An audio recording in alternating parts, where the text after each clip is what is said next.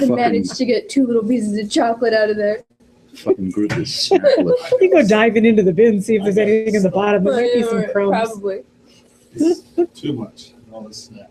It shows. Mm. It does. Yeah. To me. You're trying to say I look fat?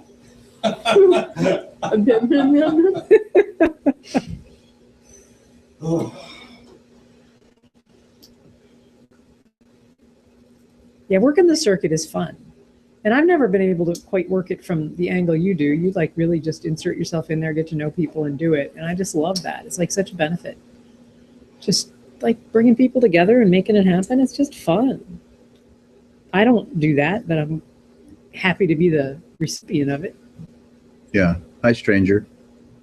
Hello, Beth. Good to see you. wow. Look who's here. Phone delivery. Right. Good. Nah, we were just warming up. Nothing's happened. I really lost our whole train to start from scratch. Let's reread the lesson. Yeah. Well, I'm disappointed there's no snacks. Yeah. Jamie thinks I look fat. But there was The usual. I just need something to complain about. Always. I have carrots there at the bottom of my fridge. Buried. I had a huge piece of chocolate cake with lots of whipped cream, and the cake kind of sucked. It was a waste, but I ate it anyway. I got it at the diner. I won't do that again. Yeah, She was so studious now, so academic. I'm just trying. Back to 12. Oh, perfect. Perfect. I thought, oh, this is how you look like when you were like early teen. We're all reverting to teenagers. Oh, good. I've been working hard on not acting like I'm 12 Good. lately. Whatever I said, it was good. I'm going the opposite direction. You're working hard. Yeah. Working hard on being 12. I Yeah. need to pick out new glasses. Like, I only have, these are like, little glasses I have are old ones and Yeah. quite old. You want to look 12? Do you have bifocals in there? Those are pretty small for I bifocals. could, no. I couldn't. When I first tried them, and I got the progressives, and no way I couldn't work. see shit middle, and, you know. So then I didn't want to get bifocals because my need for reading up close Yeah. is not as strong as my desire to be able to see out as much as I can. Like, I only okay. wear them to drive. Okay. Yeah. See, if I don't have my glasses on, I got to take my stuff and put it right here. I got to Yeah. see it. I'd rather have them in Okay. Let's get back to the We haven't done what a do we have thing. here? Jesus Christ! I mean, this is We're all a totally bunch of off slackers. topic. Jeff pulls a bunch of slackers together. He gets what he gets. That's why we're here. Yeah. Just put your own later. Are you giving him a downhill? I'm like turning this being a slacker thing into fine tuning. I'm loving it.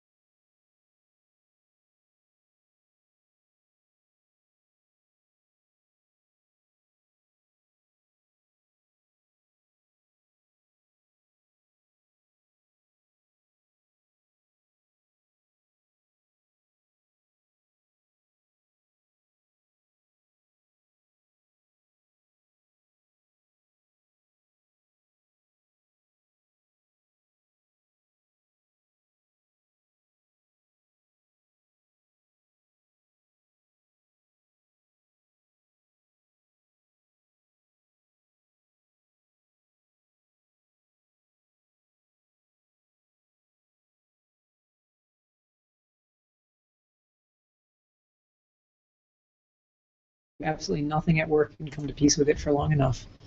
But now it's like just a bonus that I get people to talk to and emails that are actually answered to me. And it's kind of fun. Yeah, I like it. I can see that, but that sounds better. It's hard to believe you're anybody Hi. when you're at How work are you? getting paid and nobody even sends anything to you or asks anything of you. Grab a chair. Hey, I'll try to get some tea. We were just talking about you. My ears are burning. Mm. Yeah. It's like, oh, maybe she'll have snacks. It's a very disappointing Sure, I evening. could look over in that direction. Well, Oh, I don't think we had snacks if even Terry didn't bring any. Yeah, it's for spring cleansing night. It's a no snack kind of night. that's it.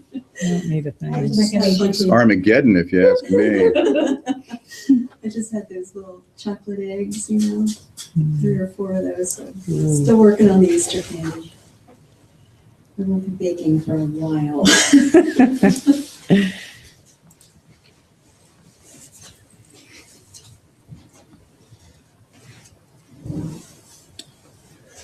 Ba ba ba ba ba ba. Ba ba ba ba ba. I'm just working on some technical stuff now that we have a new signal. Ah, It's Armageddon, if you ask me. it's us on a delay. Just put Armageddon on the replay. Yeah, that's enough. All right, good.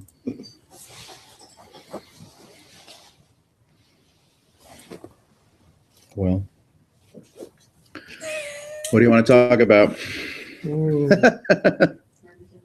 Yeah, let's start with that. Blow it up.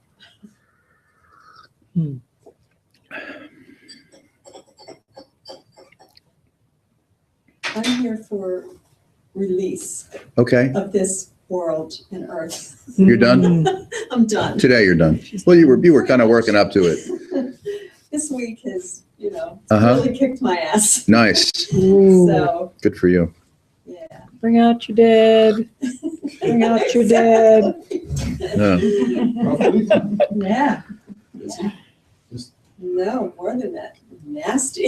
Oh, really? Oh yeah, You're- I'm in not- a battle with the universe right now. And things are violating your I'm dignity. initiating it, but You're in the music biz, right? But you're on the admin side, sort of. yeah.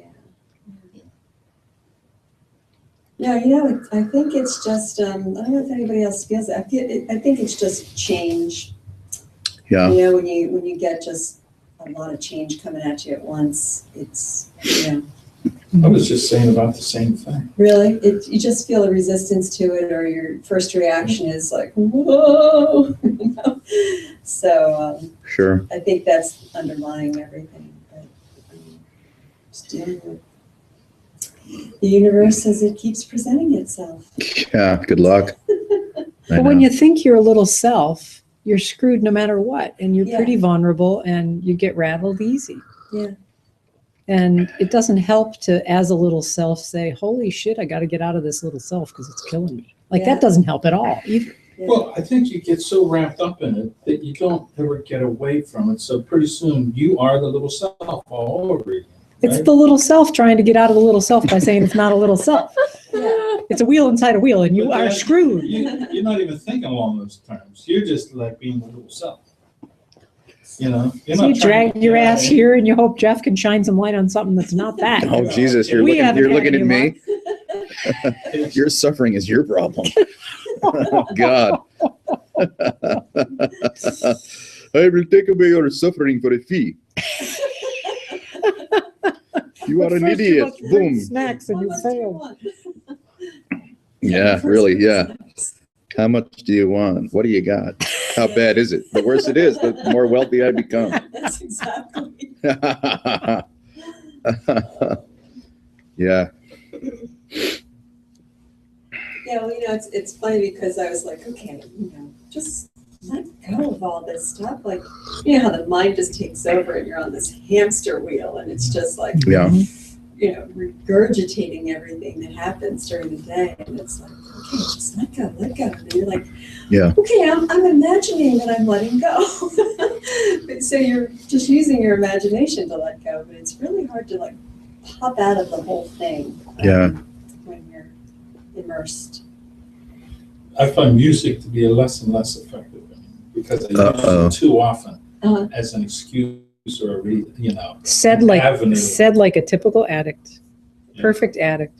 You might want to consider drugs. That's it. You better up the ante. and just Augmenting go the with music. hardcore Wow, I shit. should get back into that. Let's get back into that.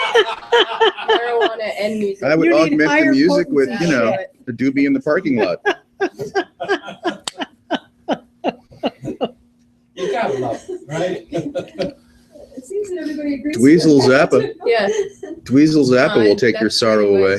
much- I personally, went on this spiritual binge and came crashing down to earth the first time I met Jeff.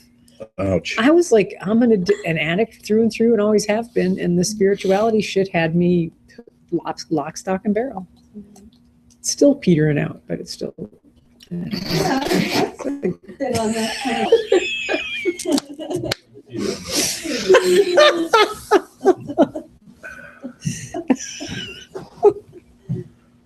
Uh-huh.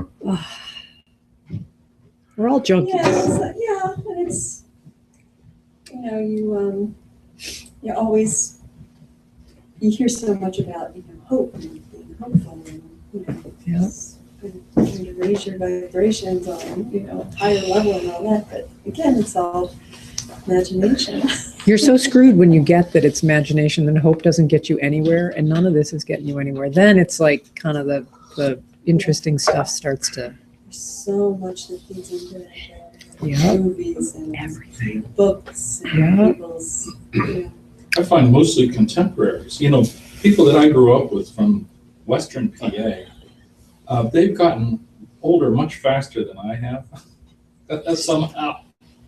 I like They're more this mature storyline. than you are. I like must this. be the air or Is this something, the or fountain of mountain. youth, Jamie? Have we found the fountain of youth? Jamie's the fountain of youth. But, it's all doom and gloom. It's all nostalgia and crap Mm. like that. yeah. It's like, and somebody gets sick, and everybody's going to pray for them, and and cast light on them, and do all kinds of stuff, and it's Keep the myth alive. like, holy crap! I refuse to go there. I won't say good luck, buddy, but I'll Think it. no, I'll say something, but I'm not going to say something like that. I bite my tongue a lot because I can be very flippant, and actually, it would come across seriously unkind. But I've found a I'm way kinda that I nasty. feel like I can still be acceptably, taken, but say something that's a little, I don't know, what's it? what is the point, Jeff? Of this, I'm not sure. You don't have to have a point to have Yeah, really. Okay. it. We made a point on how lost we Yeah, are. Led Zeppelin. Nilsson. Well, what motivates anyone? It's clearly, complex and changes from moment to moment. But if you had to boil it down for the sake of a conversation, feel better, Yeah. right? Well, in some- If you're neutral and nothing is encroaching upon you, right? The universe is not taking up, armies against you. Then you might get a little bored or restless. You're looking for a little spice or a little juice or a little spiritual progress of some kind, right? And if things are, really good in whatever way they might be really good, well, then you're suspicious about that. It won't last. And you're almost annoyed by the fact that you're feeling good about things because it's unreliable anyway. And then when you're feeling shitty, you're somehow motivated to either get back to neutral, where you're bored, or feeling good, where you just suffer from mistrust. Where are you going? Because no matter how you're feeling, you're not happy about it. Yeah. If you're feeling bad and the universe is encroaching upon you, then you're like, oh, my obsessive thinking, and I can't stand the anxiety and projecting, and I don't want to be at odds, and I just want to be left alone, come back to some sanguine condition. Then you end up at a sanguine condition. You're like, this is kind of boring. My life amounts to nothing. What should I do? I've lost touch with people. They've lost touch with me. I'm less and less and less relevant. And then, something really cool happens and you're like, oh, this isn't going to last, or it's too good to be true, or, how do I sustain it? Or then, then boom, boom, boom, boom, you just keep flipping between one, so-called condition and another, kind of like begging for a state change. And of course, state changes occur, not necessarily because someone's heard you're begging, although that's an easy, relationship to get into. Thank you, Lord, for setting me to, a sanguine condition for these next 5, not giving me bliss for the next 5 minutes and then kicking my ass for the next 5 minutes. You just keep saying, thank you, Lord. Thank you, Lord. That could work or not. But you could say there's no satisfaction or reliability or destination in how you're feeling right now, and or what you'd think you'd like to do about it. Now, seeing that, however that lands, and it's hard to, you can't insist on it. You just kind of have to feel it out, right? Because you can't know what anyone else's experience is, right? So you have to kind of feel this for yourself, right? You can't impose anything on anyone, really.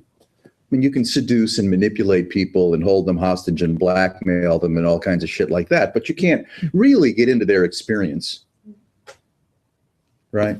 You can taunt them, but you can't really, right? And what? I don't know. It amounts to nothing. This moment pretty much amounts to nothing at all. And that was the only solace I think I got this week, where I was like, stop thinking that it's a pattern. It's just this moment that's going to go away, and there's going to be a new moment in another second. That's right. Here's the dilemma. I would argue, this is the dilemma, across the board for human consciousness at large. It's a bold statement, but who cares? Sue me. What is it that suffers? What is it that might discover some kind of, joy? What may be cruising in a sanguine, nonplussed manner? What is it? Well, before we say it's me, I, me, mine, or it's you could say it's the nature of experiencing, right? Experiencing, being generic, non-specific, but still profoundly the case, travels through these various fluctuations in the field. And different personalities, depending on education and nature and nurture and environment and socioeconomic class and culture and education and, capacity, experience whatever this is, each in his or her own unique fashion. This kind of conversation is available, but not. No one is refused from participating in this or, tipping a toe in the water, but it turns out to be of relatively little interest. And you could just say that's the case of all Gnostic traditions, regardless of the culture or the gender or the religion, or whether it's a high altitude or low altitude Native American or some other, fanciful thing. The Gnostic side of the nature of present experience tends to elude and evade most human beings. They don't take up the call. They don't find the quality of being inspired to self-educate when it comes to, right, the nature of consciousness, the nature of being. And even in, Buddhism, which is contemplatively speaking, perhaps more widely adopted in the West than Hinduism is. There are yoga classes, but there's not much, Hinduism. You get a little namaste at the end of the yoga class, a little yoga nidra and a little namaste, and we'll see you next week and keep up the good work. Your plow pose is looking really hot. But Buddhism dedicates itself rather profusely, more so than, yogic Hinduism, to enlightenment through contemplation. Yeah. I mean, what other religion commits itself so right? Expressly, so specifically to enlightenment through contemplation. That's Hinduism.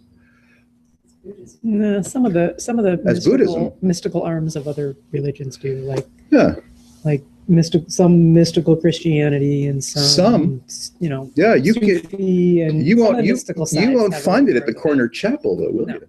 Not the Right. not for Right. I mean, if you go whether to the Catholic Church or any number of Protestant styles, et cetera, you're not going to easily stumble into anyone that's resident within the community, even within the monarchy of the clergy, that are teachers of the Gnostic way.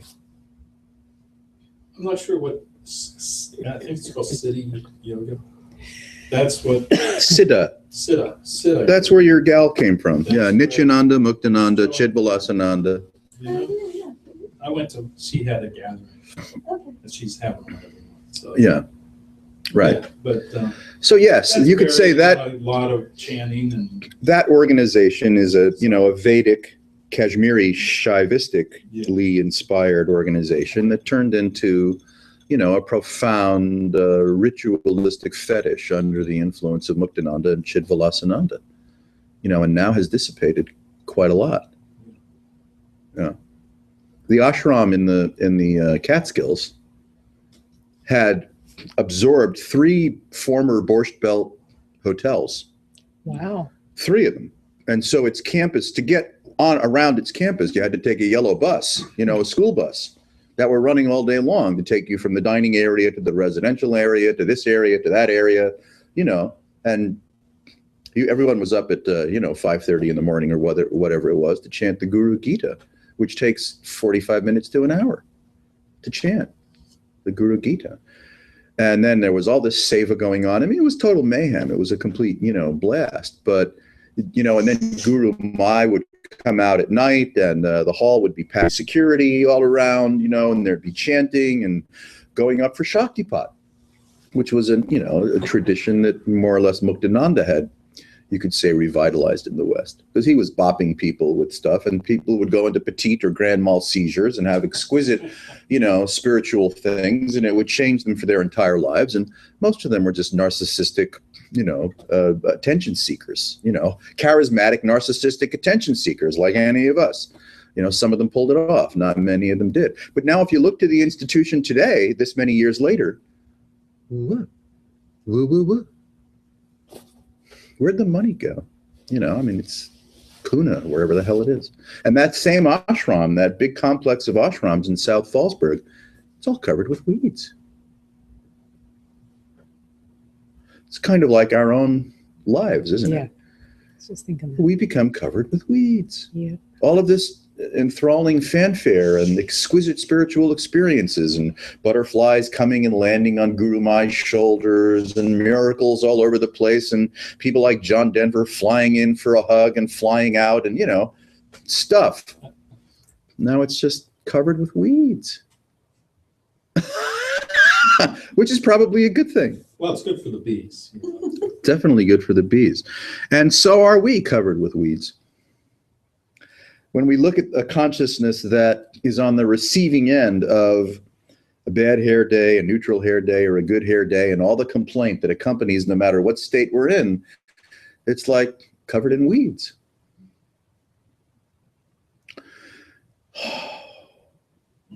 Now you're going to have to go, one has to go through, or likely to go through, could we say, a lofty catharsis, a foundational catharsis in the nature of consciousness itself, to just see if there's something worth discovering that doesn't end up being covered in weeds. And that's a different glimpse, right? It's a different adventure than the adventure of amelioration, the adventure of justification.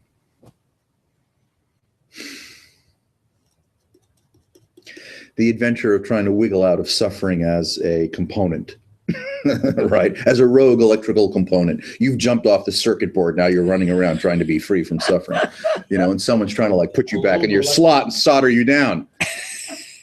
Get back. Yeah. Yeah, so now it becomes there's a different texture in the nature of your investigation, which is your imagination, which is the beauty of you, which is the elegance of you, which is the shamanic mad person that you are, because now your attention, your availability is shifting into a different conversation to feel this differently. Same reality, were there one, but graduating, let's say, from the restlessness of suffering, including the restlessness of the end of suffering, because the end of suffering has just as much baggage as suffering does. Everyone's committed to the end of suffering, but egads, look at how thick and heavy and how much baggage it has, right? And so the end of suffering just turns out to be the flip side of the coin of suffering. It's not really the end of suffering. It's just more baggage. Listening to Joseph Goldstein and Sam Harris have a conversation about Vipassana and Dzogchen, you'd think it would end up being somewhat lofty, but it never gets lofty. All it turns out is fetishism, and which is just more baggage.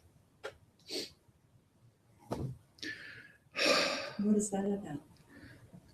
That conversation, it's a 2-hour-long interview, but two old friends. Sam Harris is, I don't know, the king of the atheistic hill, right? But he uses the term spirituality, right? Isn't he the one? Yeah, he wants you to believe that he's enlightened. Sure. Yeah, why not? Joseph is, one of the kings of the Western Buddhistic, Vipassana hill. Top dog, one of the top dogs of the Western Buddhist Vipassana hill. And so both of them can yabber about, you could say, the mechanics of insight like nobody's business. They're both PhD level, right, accomplished explorers. Mm-hmm. And so they have a vocabulary and a humor and a quality of investigating the curious nature of contemplative revelation in a vocabulary that most people would go to, what? And still, as lofty as it may seem from, you could say, my point of view, which is my own crazy bias, is like, so? You really want this to land in such a way that it disturbs you completely into a new electron orbit, not just become a fetishized approach to so-called practice. Even Dzogchen, which is alarming, right? That's the fun of it. And Zen is alarming. Vipassana, not so much. But Dzogchen prides itself on being alarming because present wakefulness. Zen is the same way, right?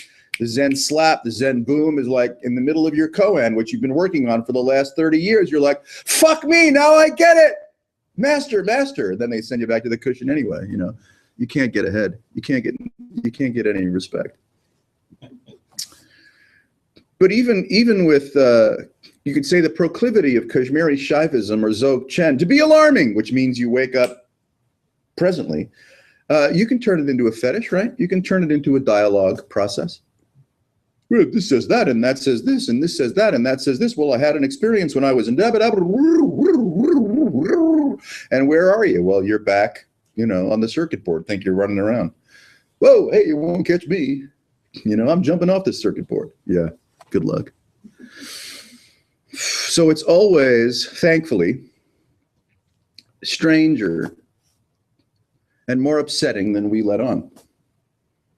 And I say upsetting in context to what we think this is. It's upsetting to that. Of its own accord, you can't say what it is, no matter how articulate one may be about the nature of, the raw startle of experiencing itself. You can't really say what it is.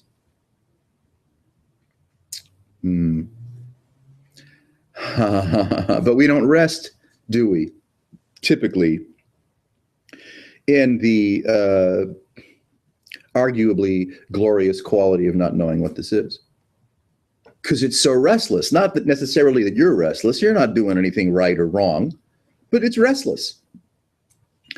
Effusive, right? Mind and story and memory and recall and feeling, being at risk, being at odds, change in the air, right? Cosmic waves coming through, and you're just, whoa, This isn't what I bargained for, right? And then we interpret all of this, you could say the beautiful sine wave of the madness of experiencing through the filter of having been someone.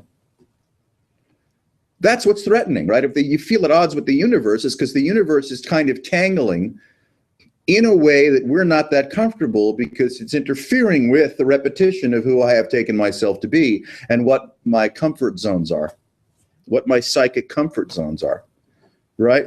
So any kind of vulnerability is vulnerability to body, to mind, to self, to memory, to the rhythm of my day, to my financial security, right? I don't want someone's health to go south, especially not my own, because I just don't have any room to care for anybody right now, right? I don't want this to happen. I don't want this to happen. That could happen. That could happen. That could happen, but not that, or that. That's okay. And this is all being fantasized pretty much 24/7, even in sleep, hopefully not in deep sleep, but who the fuck knows, because I don't have any memory of it. Yeah. Shit. So nothing. You think there's a so, there's no so. There's not a destination other than this. There's no truly better way to feel this other than this.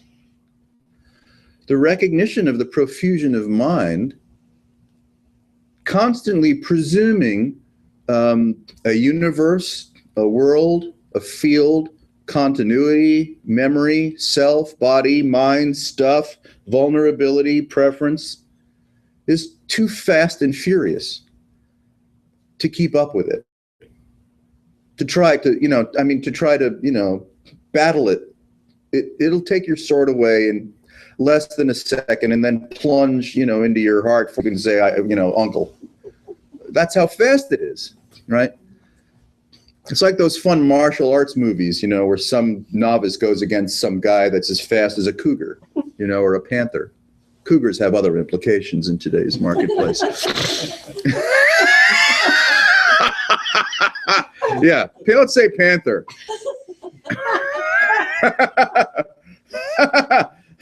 So, before you know it, you're, like samurai, samurai Taylor, right? Before you know it, your limbs fall off your body because then you didn't even lift a finger to defend yourself. That's how fast consciousness is. It's snookering you into thinking that you're a person. It's so fast that your limbs are already on the ground and your head is rolling down the stairs before you could even say, on guard. It's taking you out. And we're not clever enough. We cannot outwit just how fast and convincing and superlative consciousness, were there such a thing, at infusing your present experience with ideation and pattern recognition and effusion and universe creation, sense of self that has a continuity that's now, of course, chronically at risk. So some weeks you're like, not at risk. It's cool. You don't even think about it. And some weeks it's like, fuck, I'm at risk. Right? I am at risk. This sucks. And then we know why we're at risk, because of this, and this. Something he said, something she did, a memo I got, my health insurance, my automobile, it's like everything is like, you're fucked, you're fucked, you're fucked. And so if you could say, on the receiving end of a lot of noise, and we have the sensation of being at risk, then we are going to ruminate and obsess about, that. And even though we might be clever enough and can, as, fellow adults that are willing to give each other the benefit of the doubt, even though we can say, yeah, I see the mechanism of it, I kind of hear what you're referring to, and yes, my experience looks like that, but can you stop? No. No matter how clever we might get, conversationally through adult agreeability, that's not going to put a dent in this. It's like, you're on to me. Yeah, fuck you. Watch this. Take that. You're like, well, wait, I'm above this now because no. Association is just, it's too fast. And you're not the one that's doing the association, really. I mean, you may be the one that's suffering it, right? Because the clenching in your abdomen or your lungs or your sphincters, right? Or the sense of at riskness and apprehension that's flooding through your system chemically because your mind is, creating fantasies. You're not responsible. You certainly didn't turn it on. You can't turn it off.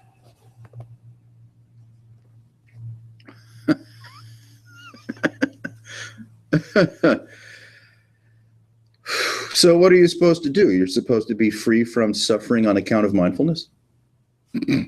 Come on. I don't think so. Lifting, sipping, tilting. So I'm still suffering. Doesn't fucking matter. Suffering even more usually because you're like, God damn it, I don't want to be doing this. Yeah, really. Now I'm Mindfulness. hyper alert to everything that I Yeah. think is going on, and I should suffer less, but I'm still suffering, so it's worse. What? Why don't they just pull the trigger on that shit? If you want to meditate. Sit down, shut the fuck up, enjoy yourself or not. But to imagine that it's going to work, that seems a little childish. It certainly didn't work for the Buddha. It's not like the Buddha got to wherever he may have got under the Bodhi tree, tussling with Mara because of meditation. What? Meditation had nothing to do with it. That's bizarre.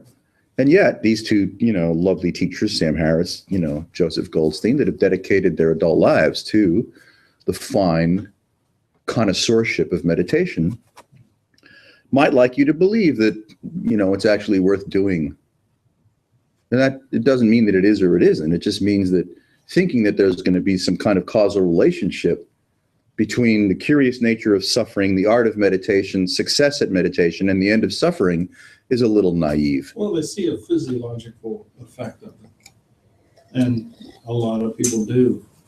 And, that's all fine. But, that's a physiological effect, just like sleeping is, Yeah. Or listening to music. And it may be absolutely true that if one includes some kind of contemplative practice in their lives, that is it true that their lives will be better somehow? I don't know. I'm not really sure. I don't know. You'd have to be able to live two lives. One where you meditated and one where you didn't. And then you'd have to talk to yourself, at the end of 30 years and go, how you doing? I'm fucking crazy. How you doing? I'm fucking crazy. Todd, didn't work.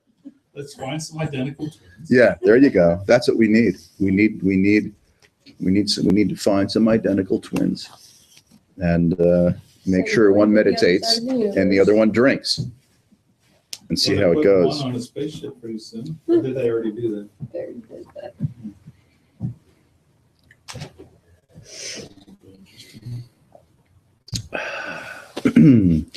So why is it so difficult? That may be a presumption, but I think it bears out. Why is it so difficult to get any purchase on the nature of reality?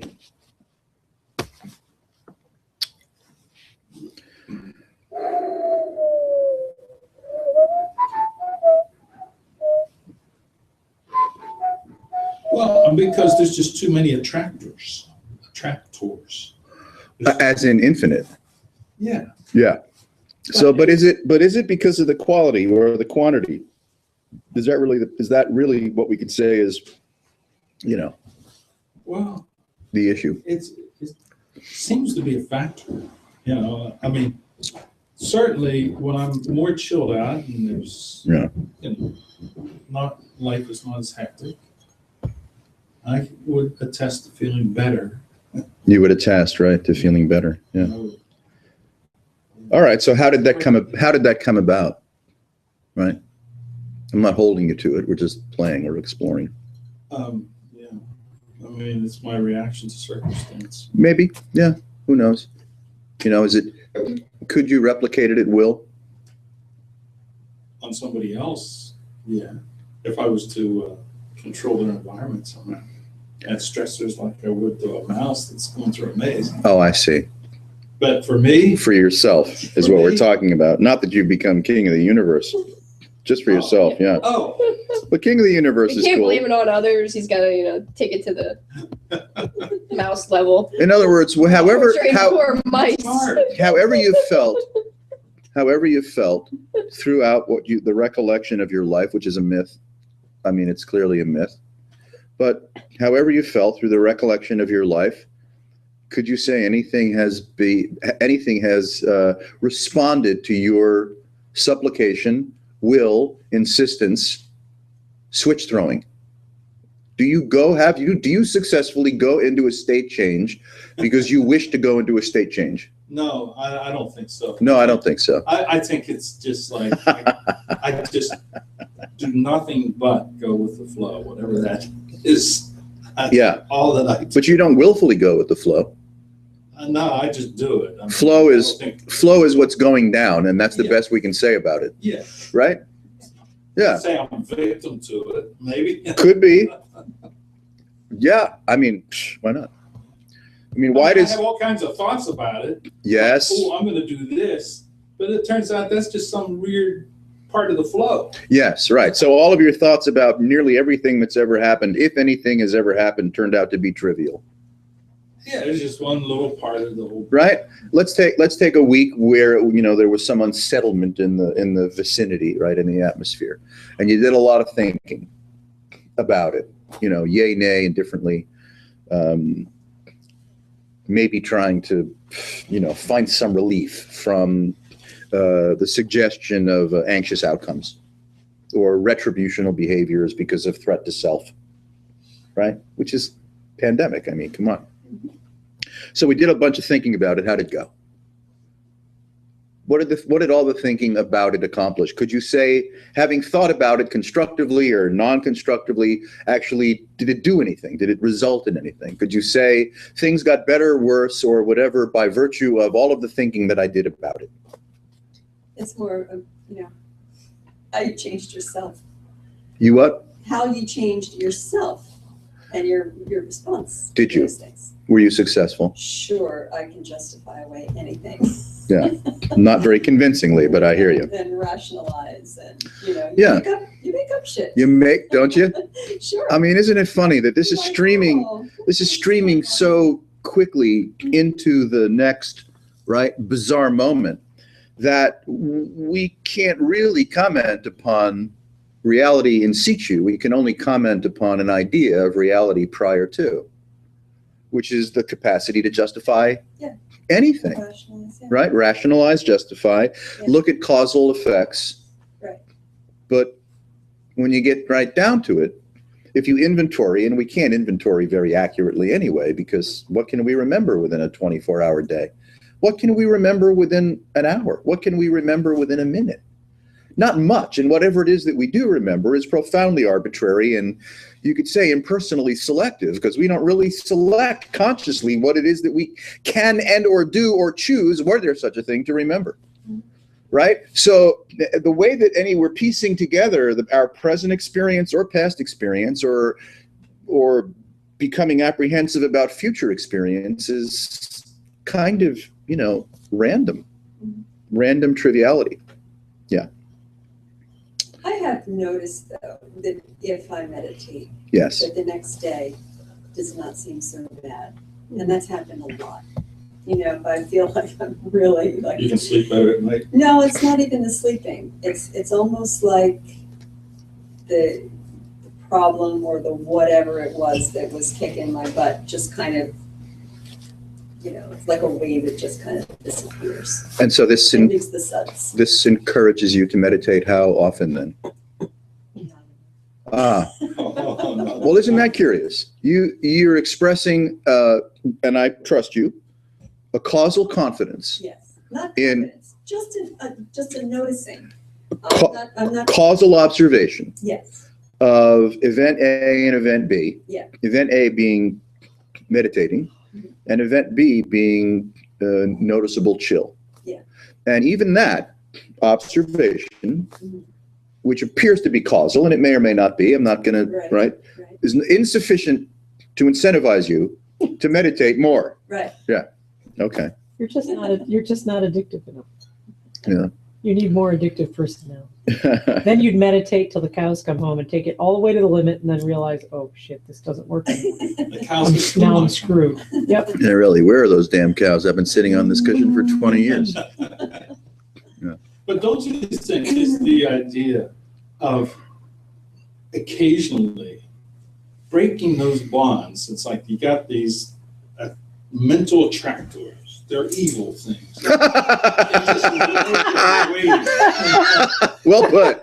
Mental attractors are evil things. No argument there. And you Millions of them. somehow go Mhm. off and you meditate and you just keep them at bay, you know? I mean, don't you think that there's some replicative effect of that? If you've done it the day before, it's more It's like easy. Pac-Man It's easier to do that the next day, to disconnect from that one. in front of you. So with is the little you're just little speaking ghost about eating. what you've done with your life? I It's have like a horrible encountered Pac-Man. that, you know. You've like- encountered it. Yeah, where I've been chill, just because of a Yeah. frame of mind. I can't attribute it to meditation in particular, but just to- Uh-huh. How frequently do you go to the call it the causal solution of meditation so that you can, Oh. let's say, cultivate more chill? Oh, really? Rarely. I'm telling you, you Anymore. gotta take it to the limit and then you Yeah. find out what it really Well, does. I mean, He that's, prefers to- when he's strange, Pac-Man, right? He wants to You win. You gotta found- get all the dots and get away from the little ghost. you found Don't stop, They'll something. eat you. Yeah, right. Yeah. Why wouldn't you? Why wouldn't you? Well, and every time that I do meditate, I go, why don't I do this more? That's right. Well, the ego has no interest in it, right? It feels good to let go. It feels good to like, stop the hamster wheel. And I think more than erase the situation, it just, you approach, maybe it's the way you approach your day, the next day. It's more of how you go into it. It's Yes, like being on downers. sure. Like, you know, challenge. Yeah. Just Well- the downers. It's a lot easier. Two things come to mind. We found something that appears to have a reliable causative relationship between meditation and easation on suffering. Right. Some cessation. Yeah, some utility, some cessation, some mitigation of suffering by virtue of meditation. But that doesn't mean we do it. We don't actually apply the tool having discovered it. And There's nothing in it for itself, for the ego. well, you know? I don't know why. I'm Sounds just like there is. Yeah. Sounds like you have a better day the next day. There's something. and here we are. Here's So it's not- this moment is the culmination of your entire life, right? It has to be. I mean, right? Yeah. I mean, this is Not not that necessarily an yeah, right. No, now this one, Yeah. right? That one. Well, that one just gets added on to. Can we have a do-over? Yeah, you have. Yeah, well, do-over is now this moment. It's true. You pretty much have nothing but do-over. Yeah.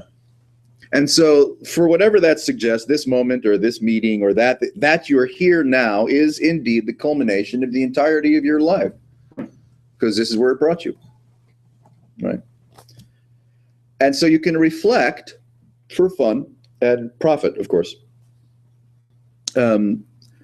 Where has your life gotten you? Pretty much just right here so far. And nothing you've thought, no decision you've made, no amount of suffering or chill that has floated or flown into your experience has amounted to anything but right now. That's just a simple secular geometry. I mean, it's nothing spiritual. Fuck that. Just, well, I'm alive now. I'm here now. This is now. And so arguably, whatever has come prior to this contributed somehow, if we want to say that, to the fact that I'm here now. And no matter what I've thought or done or decided or committed to or taken a vow about, no matter how many times I've meditated or not meditated, been a good or bad boy or girl, Or you been know. warned about coming here. or yeah, or been warned. Yeah, really amounts to, what does it amount to? Nothing, really. I mean, it's curious to see that whatever has happened prior to this moment amounts to nothing, or it amounts to everything, which just happens to be that I'm here right now. This is where I'm living. This is it. This is it. This is it. This is it.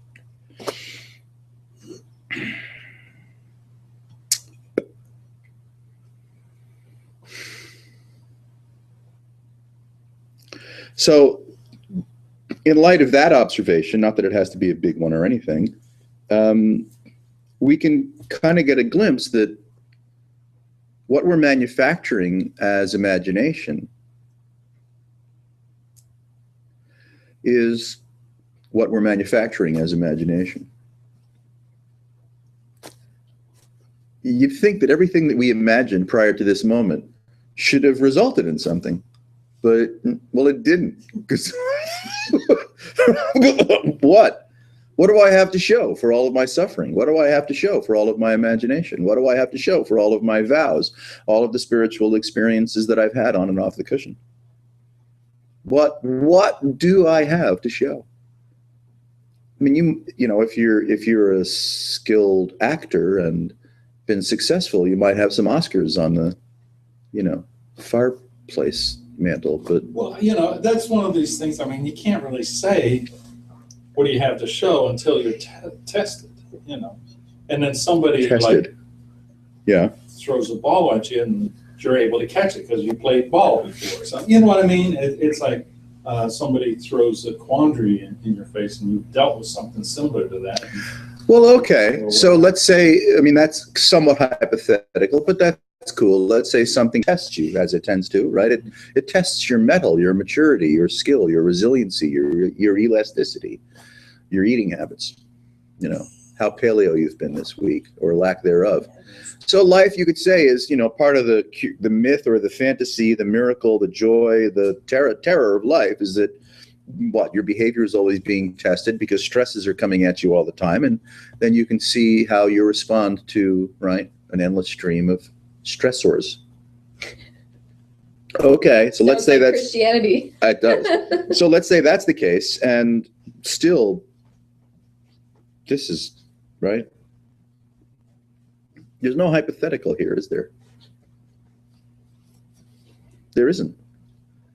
There's only, if there's a hypothetical, it's one that you conjure, right? That you imagine through magic. Through magic, you conjure a hypothetical, or a story, or an abstraction, or a scenario, right? You're kind of playing war room with yourself because you're imagining scenarios that likely have nothing at all to do with what's actually present, because the scenarios are appearing in imagination. Right? So you're playing war games with yourself, or chess game, depending on how, you know, globally you think, right? So one is in a constant, you could imagine, imaginary flux of possible outcomes, which is futuring, selfing, futuring, thinking, imagining, conjuring strategies that you might deploy if X, Y, Z happens. Emotional, right? Relationship, financial, health, right? You've got a bunch of strategies. You might even have actual insurance to assist you were some kind of affliction to occur, like your house burning down or, you know, getting into a hopefully minor car accident, right? Yeah, that's cool. But none of that is, permit me to project, none of that is actually satisfying. Living through the haze of imagination and hypotheticalism is not all that satisfying. You know what's interesting now? So it's just an observation. It maybe satisfying is not the right word. When you really want to do something, like you're really planning something, Yeah. it has a little bit of an obsessive kind of a guy. I can get into that, you know, planning something, Yes. and I will be on it like flies on shit. Eyes or on something? shit. Bees on whatever. Go I with eyes can- on shit. It's good. Yeah. Yeah, we'll go with flies on shit for now, Everyone yeah. gets that one. Okay. Bees on honey. Right. But, you know, I can really want to do that. I'm compelled to do it. But am I satisfied? That's, that's one of those. Yeah, Saying a lot. yeah. So you're not satisfied. So I wouldn't call it satisfaction. I would call it sort of like a stall. It's like I'm thinking it's all Like a dog with open-ended a and ball. I'm trying to close the ends. I know. So I'm Yeah. Throw the ball. Throw the ball. trying to make it I the got the ball. idea Throw the complete, ball. Yes. so I can be done with it and move on. But I'm never done with it because there's probably a loose end somewhere, and I got to find that. Right. Throw the Well, so here's here's your life. And it's not. How many open ends do you have right now? Oh, A million or none? Lots. Lots. All right, you'll go with lots. Yeah. ball. So this Side sense of, me, self, I, me, my life stuff, vulnerability, rattling swords with the universe, coping as skillfully as I can with a near constant onslaught of imagination.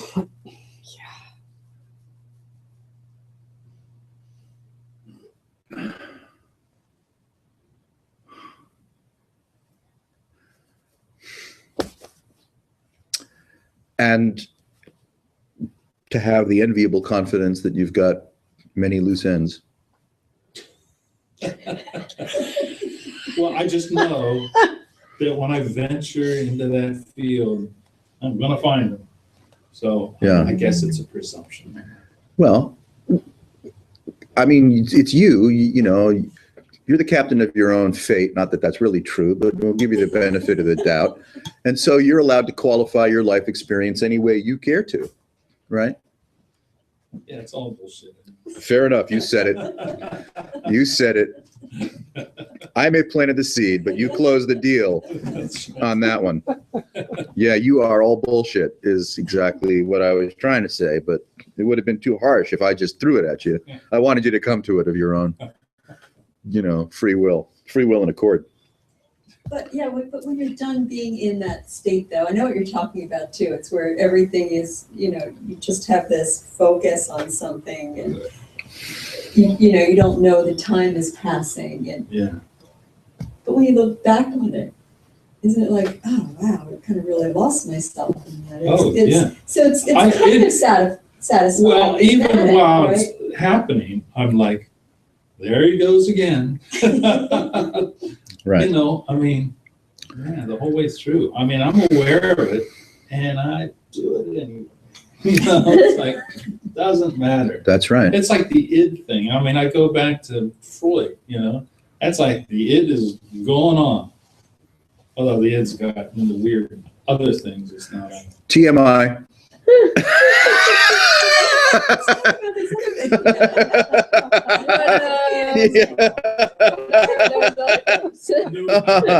Must we listen to all your obsessions? I mean, really.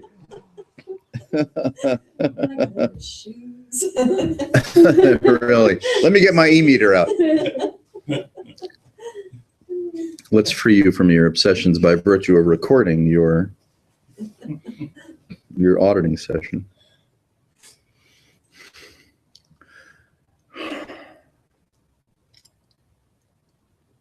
You can't do much about this.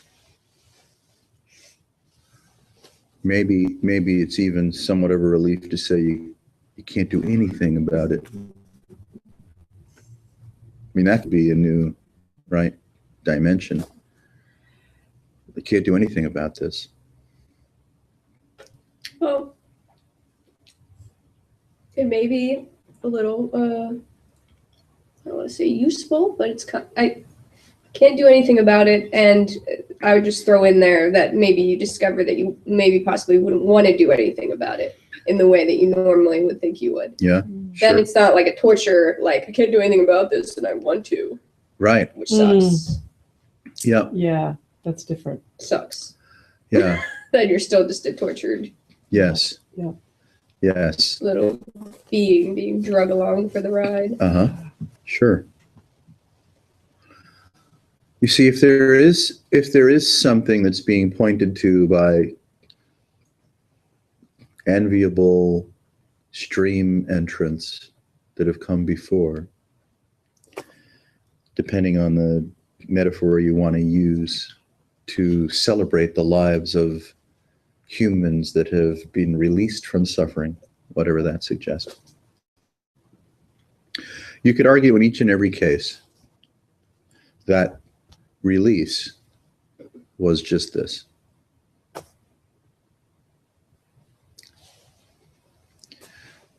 Somehow, and it's probably not a how, the effusive nature of profusion and identification and pattern recognition and storyboarding loses interest in itself.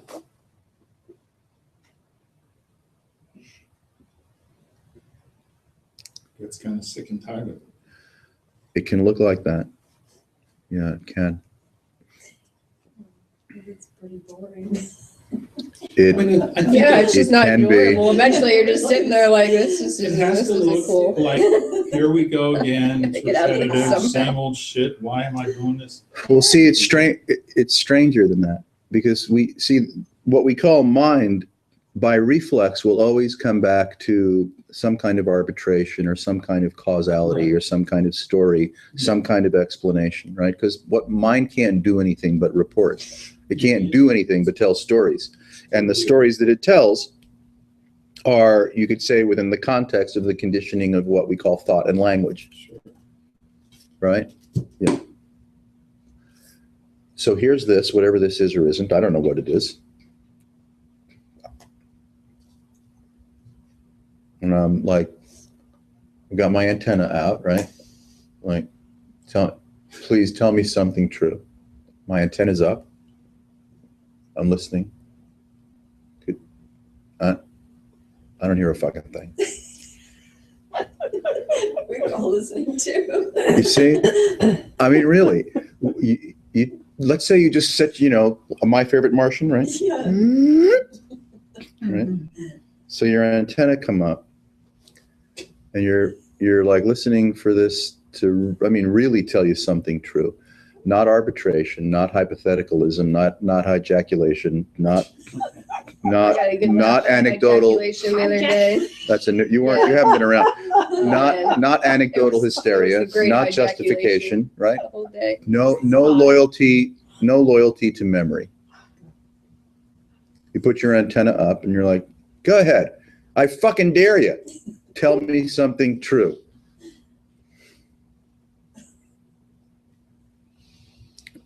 You're going to get zero. Yeah. Absolute zero. What does that mean? Now, this doesn't negate the curious vitality of you being a sentient miracle. But just to get it, even 1 or 2 seconds is good. We're not looking for, sitting on a cushion for 10 years before you say, I'm thirsty, right? Just 1 or 2 seconds of like, I'm listening. Not a word. But there's something else. Well, careful.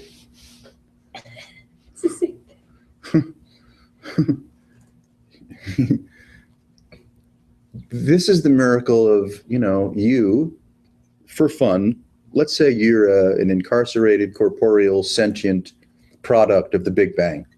It's not true, but okay, go for it. You put your antenna up and you're like, go ahead, tell me something true. And you have the immaculate silence of the entire cosmos at your disposal. And you're looking for words. Huh? Yeah. Say again? Wise guy, what? And you're looking for words. Looking for words. Yeah, that's how stupid we Well, that's what are. Or like at least a sentence, maybe, something ridiculous. you get It's like total silence, but you get is like louder, like deafeningly loud. I'm here in the total silence. It's too strange, right? If there's a goal or some some motive or reason to show up and have this conversation. If there's one, and I don't promise any, it would be silly. We thought it was. But if you have 1 or 2 seconds, 3 seconds, God knows 5 seconds, 1, 2, 3, 4. Boy, that was easy. Where your antenna's out, but not a word is spoken. That's real. Yeah. That's absolutely real. It's not imagined. Imagination has nothing to do with it. I'm listening. What do you got? Oh, nothing? Cool. Even 5 seconds of that contrasted with humana. You can see, you can get to sense the difference.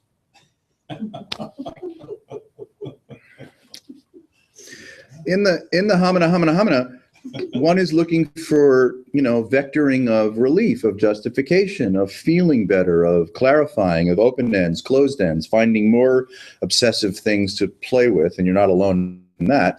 And then, creating, orchestrating your life. You've got the baton and, the trumpets and the horns and the tympanums and the, first violin and the violas and, right? The guy at the piano, right? And you're like, and there's this big loud fucking thing going on, and you're hoping it sounds a little bit like Bach. It may not, or it might.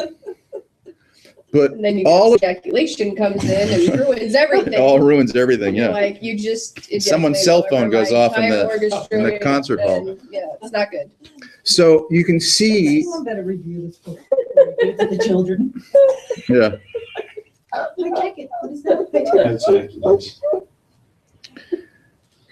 So through the orchestration of mind, you won't notice any relief from mind. Because tangling with the universe on a good day, neutral day, or a bad day is the engagement of mind, the engagement of story, the engagement of the pressure of being someone, and that this is something, and that the consequences that may or may not occur here mean something to the likes of me. And that's what we can't escape from. The cacophony, the orchestration of mind will never give any relief of itself. Why should it? It's mind. Why, you don't ask your puppy to, maybe you do, go out and get a job. I ask mine all the time, and he's like, Yeah, right. yeah, Well, that's good feedback. fuck you. So, Same thing that the universe does. it's the same. It's the same thing with I mind. don't understand you, and We turn reflexively, habitually to mind as the arbiter or deliverer of perhaps some kind of relief, some kind of objective place or stance for being to get a fucking break. But it can't deliver what we're asking of it because it's fucking mind. It does not deliver release from itself. It can only self-replicate. That's why psychoanalysis it turns in on itself. It seems, just continuing down that rabbit hole. Yes. No real resolution. I don't know enough people that have done enough psychoanalysis to say whether, their lives benefited from it or it turned out neutral. I don't know. But yes, generally speaking, you could say some forms of therapy are profound interventions, which help me shift the geometry of the way that I think and feel and act and behave so I can become, quote, more functional. That happens. Well, that can be a good thing. That's right. Totally. And or, a bunch of therapeutic adventurism might turn out to have very little impact on the way that you roll. Hard to say. And it's not that really important because you could argue, you could suggest that all of that is still within the field of mind. Yeah. It makes you wonder though, you say, you listen for 5 seconds and there's nothing. What is it when we feel that something rings true? There's some kind of, resonating within you where you go, that feels right, or that feels like Yeah. truth to me. Yeah. And you don't know why it's coming at you as truth, but I would suggest when that feeling occurs, yeah. what you've recognized is absolute release from mind. That's what's true. silence is true. And silence is, again, a bit of a fetish. You know, it's not quite silence as the presence or absence of anything. Silence is used typically, right, in the field of meditation, you know, as, well, the ultimate thing is the silence. But, you know, all right, thanks a lot. You see, it's stranger, right? The possibility, not just the possibility, but the, let's just call it the deliverable of, you know, 5 seconds of nothing at all, has a certain signature, a certain quality of intelligence. It's a rings true, but it's a non-referential rings true, which is strange. You see, because the typical loyalty we think we have, or that we think we're under the influence of, is loyalty of mind, which is explanation and justification and causality, and this because of that, et cetera, et cetera, et cetera. And we go completely bonkaroonies. Sounds like a spaghetti dish in a can.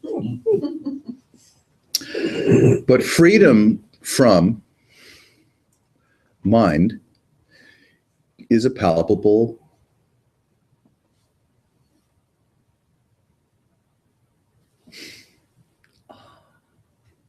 it's real. Freedom from mind is real. And curiously, at hand. Really, absolutely at hand. You know, it seems as though there's this silence, there's this depth, what have you, and there's a resonance, or maybe it's a lack of resonance. You know, there's something where all of a sudden in your environment, whether it's a person or a scene or what have you, that depth can just expand and cover everything. Okay. Yes. Yes. Of course. I mean, and it's kind of rare, it seems. Okay. Although sometimes, you know, maybe it's happens more frequently if you're set up. If you go on a retreat somewhere, it seems like maybe it can happen more often while you're on the retreat. I've talked to a bunch of people that have been on a bunch of retreats, and they have all kinds of things to report. Also, once you retire. Yeah. Yeah. Once you retire. Yeah. I'll have to look into that soon. Well, first you have to retire, then you have to close all those open ends. You got to close those But soon and as not I'm create done- any new ones. As soon as I'm done. As soon as you're done, I'll get to that. Yeah. What do you want us to put on your gravestone? You better think about it now. Right. Okay. Finally came to closure. Okay. The last loose end. Yeah, right. Nailed it all. ... I think. I think, right? Yeah. I hope. Yeah. Right. At least I think that's what I think. I think so. If there's a reason that this appears with the quality of indulgent madness that it appears as, it is simply because the magical nature of fascination and profusion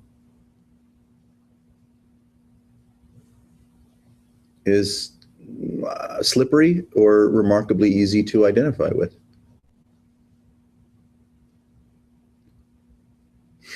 Joseph Goldstein remarked during this interview about having, you could say having an enlightenment, you know, insight of some kind, when he was still very young, still very naive, didn't have the letters and experience and practice that he now has.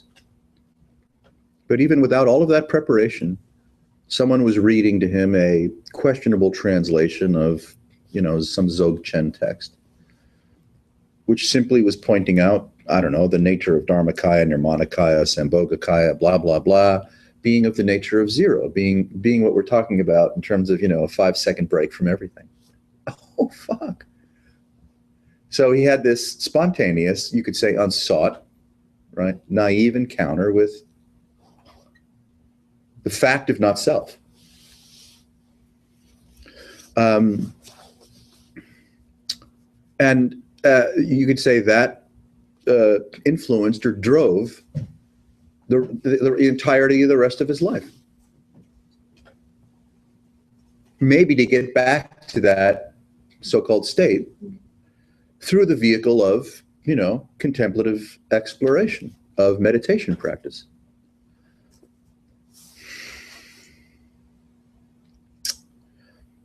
And even remarked in a very candid way with his dear friend Sam Harris that you could kind of glean from the talk that he never quite ever got back there.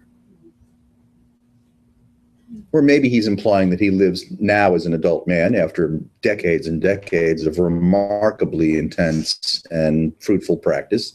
He knows, with an inner recognition or an inner silence, whether characterized through Vipassana vocabulary or through Dzogchen vocabulary, is not all that really important. There's something special about the first time. There's something special about the first time. Not for me. There's a testimony. Can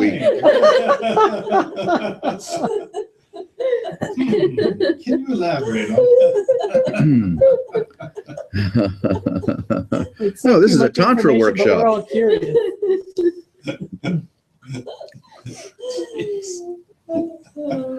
We can only imagine. We just tell you its name, it's good enough.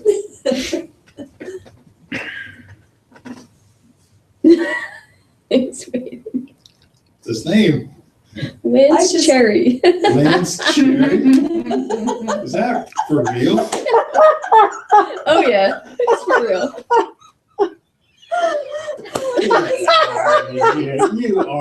You have. Custom crafted disaster just for me. Waiting to wake me up on the You're corner. making that. You have. A nice suburban town. I not gave my making it up. virginity to Lance Cherry. Oh, good Lord. I tried to look him up the other day because we were talking about this with Suzanne, and all I got was a mugshot. One mugshot from when he was younger. I'm like, yep, that's it. That's him. I mean, obviously he was meant to be a porn star. The universe is Right. laughing at you. Oh, you think? Oh my God. It just doesn't get any better than Lance Cherry, does it? Did I miss this particular Friday know. or No, something? no, this was at the Polish church. Oh, Totally different. okay. Stations of the Cross and stuff. Brought that up. Yeah, how do you explain that? You are full of mystery, my dear. Wow. That's a classic. I do my best to conduct a serious spiritual inquiry, and it just goes this way. He always subverts things. It's a good thing. It keeps it real. Oh, it does that. Yeah. I can imagine someone at the Adyashanti retreat. Oh, yeah. Master, I remember the first time I had conjugal relations with a young man. His name was Lance Cherry. And it was sort of statutory rape. Anywho, Not quite. I'd like to ask a spiritual question about it.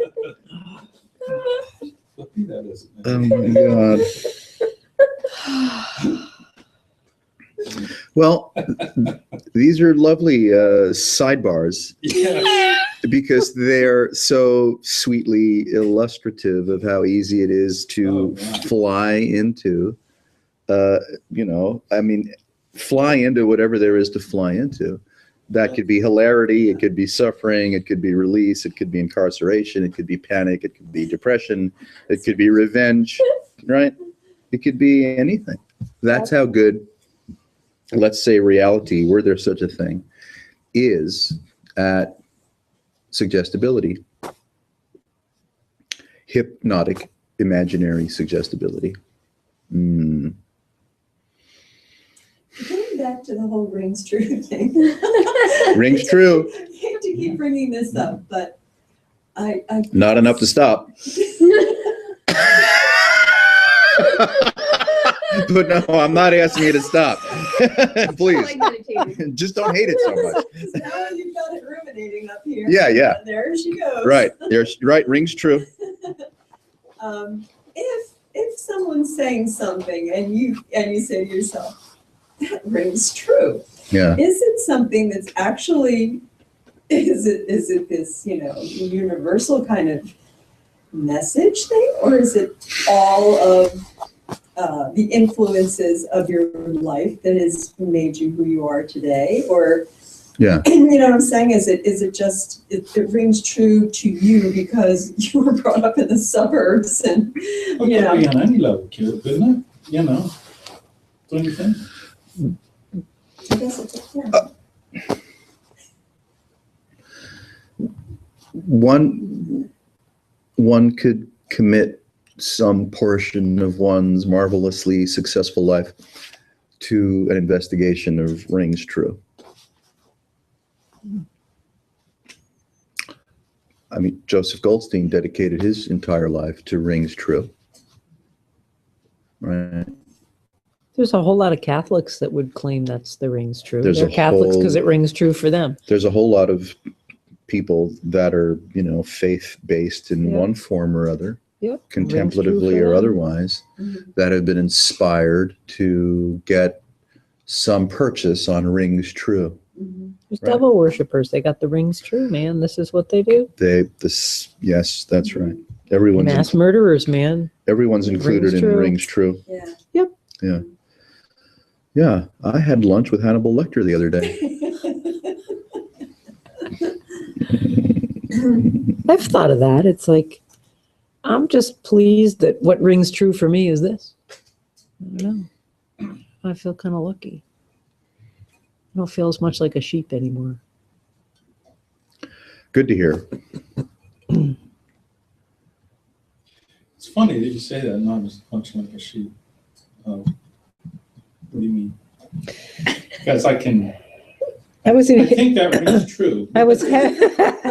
But I'm just, Are you referring to your first sexual encounter? Or? Yeah, you did it that time. It wasn't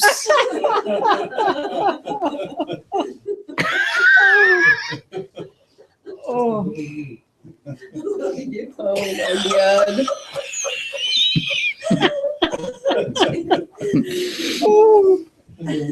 No, but I was, from the way I see it, I've been heavy into sheepdom for quite some time. And this particular area of inquiry, so to speak, has nothing to do with sheepdom. There's no real thrust to turn you into a sheep. so you end up being a little more fearless just because it's not such a big deal. Yeah. And there's less self here to say, oh, I do the work, I do this. Like, I've been there. I've been so freaking full of myself in my endeavors. And with this, there's nothing to be full of. It's just, Mhm. How does Paul put it? It's just dog shit normal. Or, dog shit. Is dog shit awake? I don't know. I'm not going to get it right, but it's just this. Screw the bells and whistles. They're hope. And it's not real.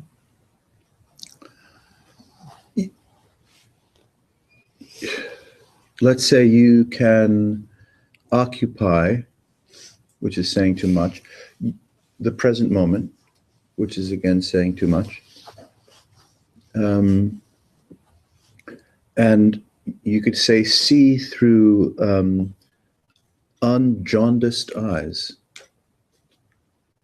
the genesis of imagination.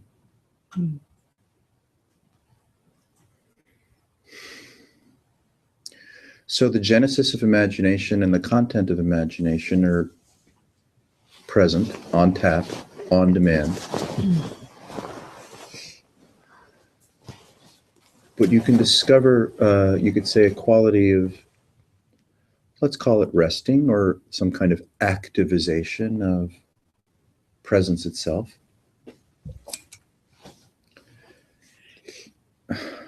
Which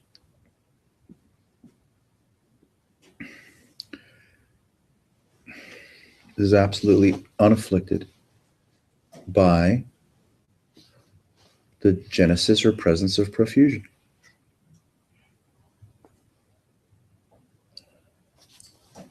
here's the remarkable, magical, and involuntary nature of your sentient, call it that, irrefutability. Oh.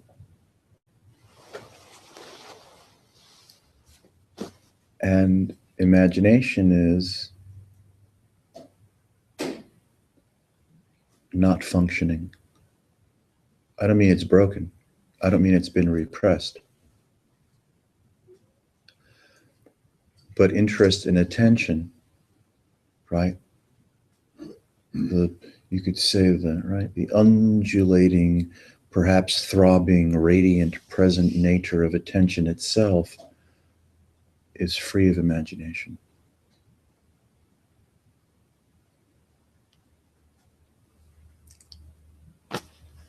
Way more real than anything than imagination. It's just real. And Rings true. enveloping. There's all kinds of metaphors that we could use for the recognition that appears in you that, oh, okay, this is present as presence. Those words get too much play. And I am not hooked, enrolled in imagination.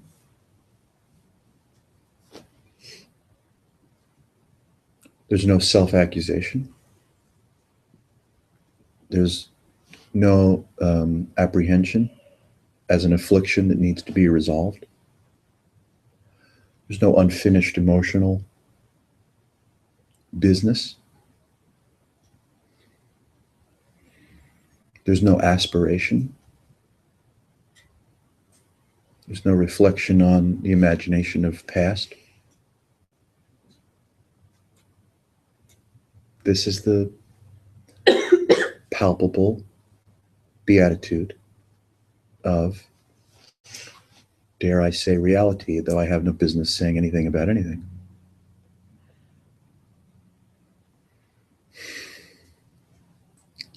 There's enough sensitivity, intelligence to arrive right here and not be befuddled by the reflex of imagination, hypothetical circumstances, anecdotal reflection. You're not tangling. You're not entangled, nor are you tangling with profusion as imagination.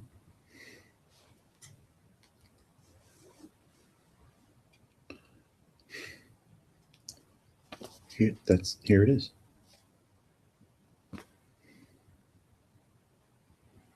There's no otherness. There's no supreme being. There might be, but that's her problem, or his problem, or its problem. Yeah. There's no superstition. There's no platform or plateau of belief.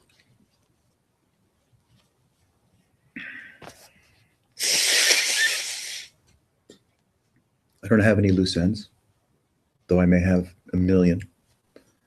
You know, if I check my email or my to-do list, you know, or check in with psychic restlessness, I can find, right, 1,000 things undone in no time at all. I mean, really no time at all. Spontaneously appearing as entanglement with imagination. So what is mind? Well, one way to look at it, since there really is no mind, but you can play with the word and say, well, what is mind? Well, one aspect of mind is unconscious entanglement with imagination. Samsara, confusion, delusion, suffering, insensitivity, daydreaming. It's one way to look at mind, which is attention is lost in profusion. Another way to look at mind is, I don't hear a thing. Same diving board. Here we are. Here's the diving board. Water looks good, you know. Burgers on the grill. Nice sunny afternoon. Things are going my way. No profusion. No entanglement. Imagination is on tap and at hand, should you need to function somehow. Hey, you want mustard on that burger? Yeah, you bet. And break out those sour cream chips too. And then you go back to bliss. You know, someone asks you a question, tell them how you want your burger, but then it's like, you know, and that appears just miraculously, spontaneously. You do appear, It's just automatic. you appear in yourself, to yourself, as yourself, in the imagination of a world, absolutely spontaneously, according to, you know, call it karmic or Vedic or Ayurvedic or Taoist, you know, pattern recognition. You're basically impersonating yourself nonstop. And you don't even know who you're impersonating because you've always been you. But appearing as persona, right, in life, isn't it clear you're just impersonating someone you thought you knew? Which turns out maybe to be you, but maybe not. And that's how gifted profusion and identification with profusion is. It's suggesting to you that something's actually happening right now, or that I've got loose ends to tie up, or the universe is tangling with me and fucking with my head, and I'm getting a little irritated by it. Yeah. You can't come to the end of suffering by fucking with profusion. Because it'll just suck you in. You'll just fall right in the pool. You know how good you are. You know how playful you are. How playful this is. To become occupied with entanglement and profusion and identification and universe creation, which amounts to a bunch of psychic noise. And then there's identification with the presence of psychic noise as self. So we can see from, you know, the evidence of our own lives, suffering can be pretty gnarly.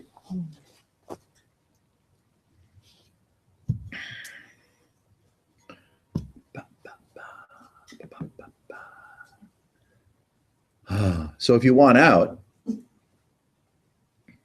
and I don't even know if that's a good thing, right? It's hard. I mean, you can't really measure that you're thinking about this in a better way than, you know, I'm thinking about it, or she's thinking about it, your boss is thinking about it, or you can't really, you know, you can't really compare. You can compare in profusion. You can do plenty of comparing and measuring and hierarchicalization in profusion and suffer even more and more and more and more and more and more and more. But in reality, who knows what the fuck that is? When you are completely unentangled, profusion's on tap, but it's not fucking with you. There, here, as in here, there is no comparison. There's no measure.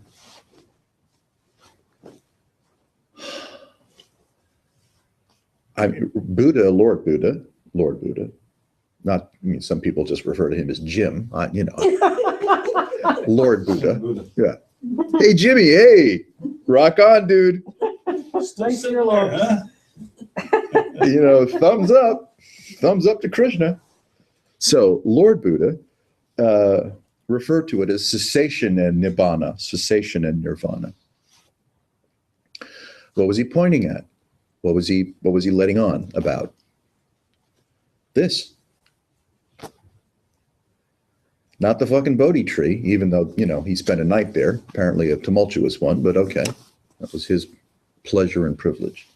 But what he was referring to, what any of them have been referring to, you know, Ramana Maharshi's glassy Brahmanic gaze. You know, near Sagadatta blowing cigarettes and yelling at everyone. What? This is absolutely unentangled with profusion.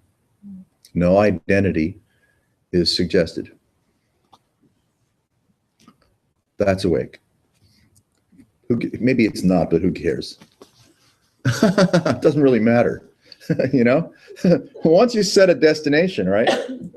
Like in fucking enlightenment or in fucking enlightenment, whatever you want to call it, then you're fetishizing again, right? You're stuck in profusion. You're aiming in fantasy and in profusion. Yeah. Because you think that you're of the nature of a certain kind of being, of the nature of some kind of suffering or an imposition, and enlightenment will be when your ship comes in. So where are you? Well, you're in ideation again. You're in profusion. People say to Peter Brown, oh, I see what you're talking about, but it's not solid yet. I'm not there yet. I don't dwell all the time in it. Something's got, tell me what to do next. And Peter's a very generous guy, and so he'll tell them what to do next. Right? Which is pretty much in a kind way. He'll say, well, just shut the fuck up and relax. But, you know, he doesn't want to say that because he's nicer than I am, more skilled at this than I am, of course. And so he'll say something that might be useful to them to think about next. But what he really means is, you got to be fucking kidding me. You know, shut the fuck up. What do you mean? You're what? Well, you think I've been saying? It's not like I've been saying anything every time I've come to LA or Seattle or California. I mean, I haven't been saying anything. I haven't really been saying anything. God damn it. Just hang the fuck up, hang the fuck out, and shut the fuck up. Because this is, you know, a bliss field that has no measure. So what's the strategy? What's the strategy?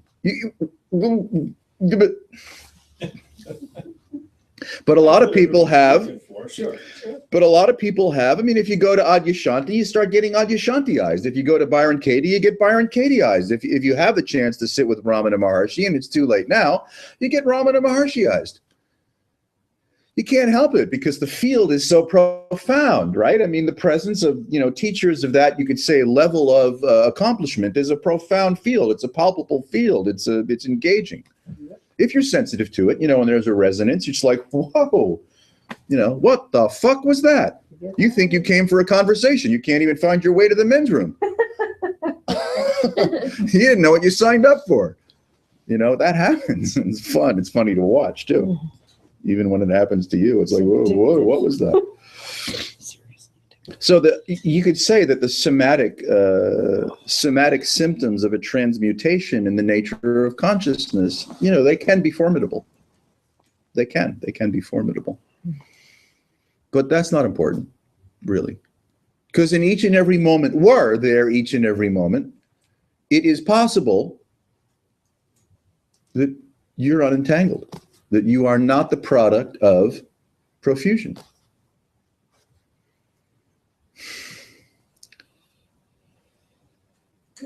Good to know. So that's, you could say that's maybe a long-winded approach to respond to rings true. Right? Yeah. Rings true is simply the recognition of a remarkable non-material intelligence which has come into absolute resplendent recognition of itself, completely unentangled from profusion. But so much so that it doesn't even mind that profusion might still rear its, you know, 3 hydra heads and create whatever mayhem profusion appears to create, right? Because the identity is no longer as the consequence of profusion. The identity, and that's, you know, that word you have to use a little carefully, is what? Me worry? In Alfred E. Newman-ism. But even what me worry can be turned into my experience as a person that's now worry-free. But no, you see, it's not that, right? Rings true is, it's not becoming a sanguine person, is it? It's not. No, there's no person within 10 miles of here. So your lens, if you will, your encounter with experiencing is no longer through the filter of a person that's either, you know, made the grade or not made the grade. That's why there's a suggestion of transhuman revelation, because it's not operating through the filter of your likes or dislikes.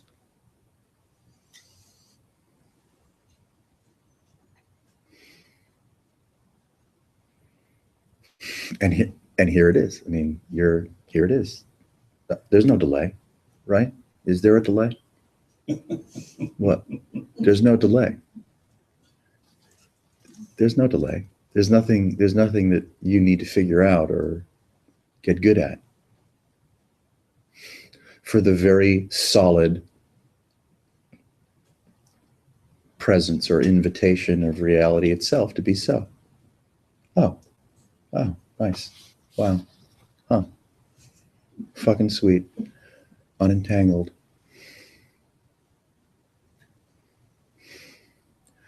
This intelligence comes into your palpable experience, and it has a certain kind of signature. Rings true has a signature. That's how come there's recognition, right?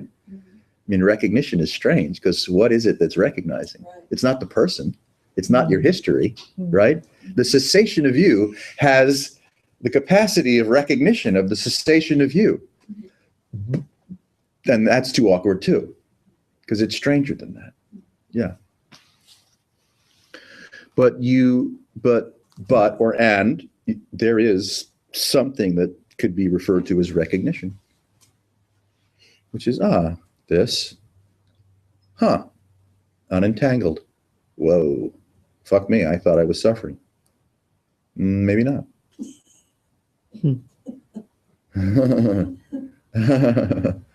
No big deal. I mean, I didn't see any lightning happen in the room. You know, maybe it's just, right? Yeah. This could be loaded with angels, but they kind of snuck in.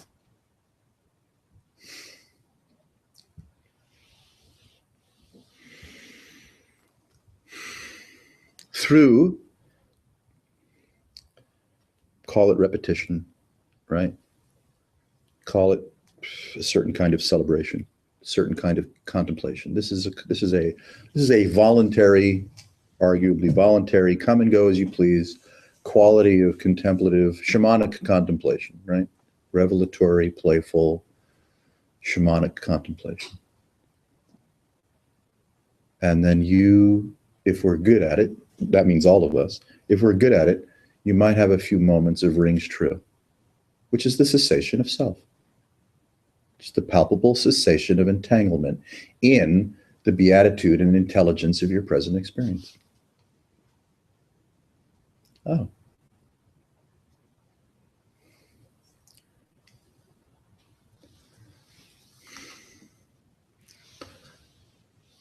And then you figure out whether that has any value to you or not, and or whether that's something you'd like to do again, play with again, right? Lend the vitality of your own beautiful life in the company of so-called others, not that there are any, to rings true.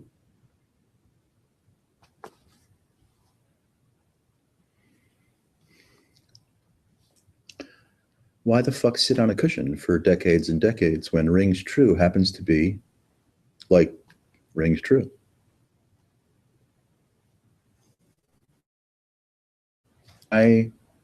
Why commit yourself to decades of investigation when this doesn't need any investigation? I mean, that could be a little rude to tell someone who's spent their entire life practicing Vipassana. Why did you, rings true this is good. What? That's why, as much fun and as sincere as Sam Harris and Joseph Goldstein's, affection was in this 2-hour-long recording, I was waiting for the rings true. Yeah, I was waiting for it. Like, you guys still got me. I love you both enough that I'm going to sit here for 2 fucking hours while I play Free Cell, or look at Facebook while I'm listening to your conversation. And I was waiting for the rings true, and maybe I missed it. Maybe I missed it. Maybe I was in a mood or something, but I was like, huh? Where'd that go? So you can get remarkably rarefied. Yes, I mean, the contemplative adventure can deliver lofty zones of rarefied air. But we're just interested in chill the fuck out. What rings true? How about this? right here.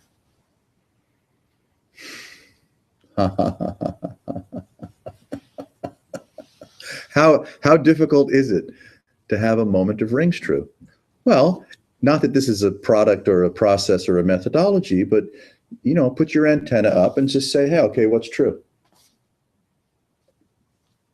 You don't have to, it's not like that's a solution or something to repeat, but however that lands in you, you can just, okay, tell me what's true. I'm listening. What? Oh, space. Oh, nothing at all. Oh, why didn't you say so in the first place? When we're enrolled and enraptured with profusion, it's really hard to, figure out how to get back out of the rabbit hole because the profusion is so intense and so playful and so, Lance Cherry. It just, right? It just comes at you. I mean, Well, that's what I mean. It's like it's so easy to turn that into something. You know what I mean? I mean, look at that. That's bizarre. Yeah. And like, it's just interesting. It's like, yeah, it's that reflex one to turn it. These strange, serendipitous, bizarre events to try to rationalize them and turn them into something. When really all it ever is trying to show you how fucking weird this is. Yes. That was Joseph's revelation, which he expressed absolutely poetically. The collapse of self, the collapse of all was the revelation of, wow, this dreams enraptures with an incredible gift, right? This self enraptures incredibly, which is, at least in the parlance of, Buddhist negotiation, samsara.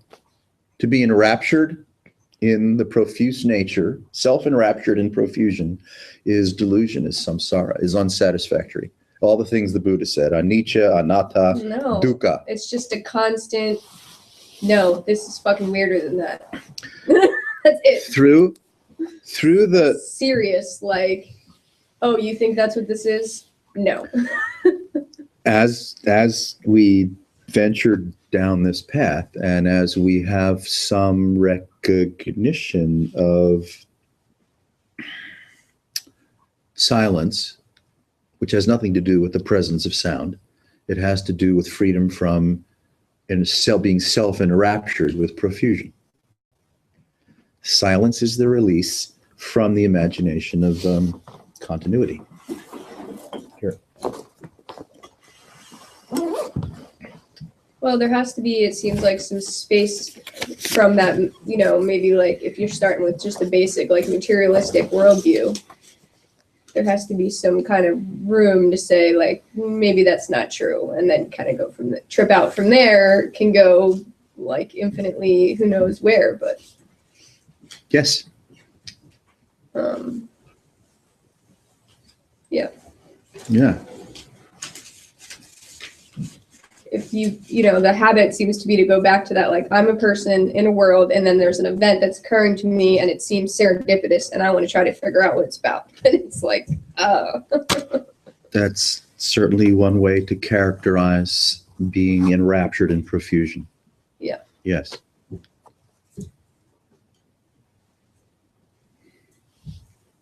Makes you wonder though, as we age, if the profusion, because of our experience and the brain and everything, if the profusion is that much more than that child that he wanted to get back to that point. When you look at a child and they bounce out of bed in the morning and they're just so full of life, and they're there, whatever that is. They're there. They're just ready to go, and they're not encumbered in profusion. they're just there. And you just wonder if it has to do with, as we age, there just seems to be so much more of it. So much more of profusion. Yeah. As incarcerating suffering. Yeah. As opposed to freedom from it. Yeah. We can't ever regain whatever we thought was happening when we were children and not suffering. But we can do something better than that. Something which is present and brand new. Mm-hmm. Which is something the child may not have the capacity, whatever we suggest by that, to not be capable of, right, entering into as a conscious, call it a conscious event or a conscious recognition.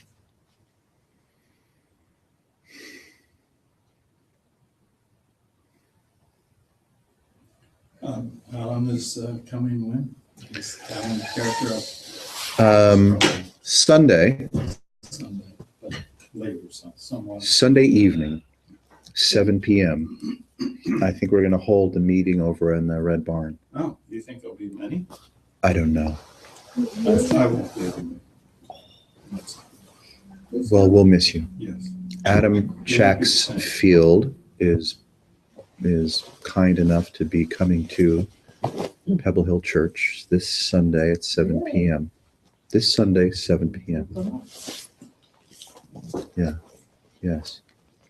And you're all welcome to come. And if it makes a difference, feel free to blow off Sunday morning and come Sunday evening. Or if you can't make it under what? Have an idea of how many people are coming beforehand, or let them know, or? No, it can't be. No, It's it's just going to be some serendipitous thing. Yeah. It could be 5 of us. People that are like, yeah, sure, I'm coming. No, people don't commit. I mean, I've heard from a few people that said, "Oh, we heard about this, and maybe we'll come." Where is he coming from this time? Well, he's going to be in Levittown for the weekend. Oh. So he's going to be local, and his host doesn't mind, busting him over here. His weekend workshop is at a Friday night, probably good. Yeah. I'd rather go to Panera. Hmm? I'd rather go to Panera. Yeah. Than some workshop. But Friday night he's speaking down in Philly, Oh, so I'm not It's a lot of work. rushing down there. Yeah. We could. Huh? Anyway, thanks for coming.